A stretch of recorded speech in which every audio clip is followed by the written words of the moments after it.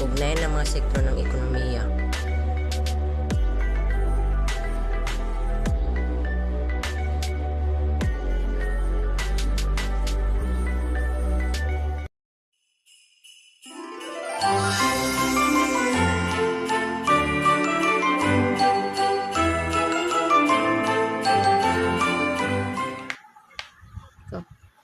Ako nga pala si Sandy Michael A. Lacar, galing sa Grade 9 Diamond.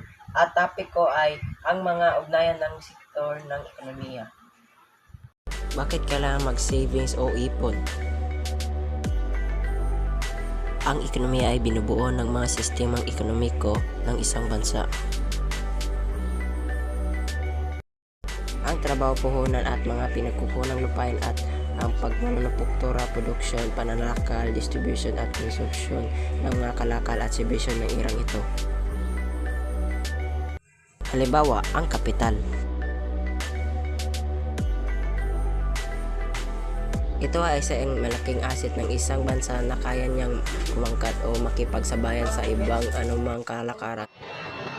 State, dito rin nakasalalay ang pag-unlad ng mga tao at ng ekonomiya at pagtutulungan sa isa't isa. Mahalaga ang may ipon at kapital para sa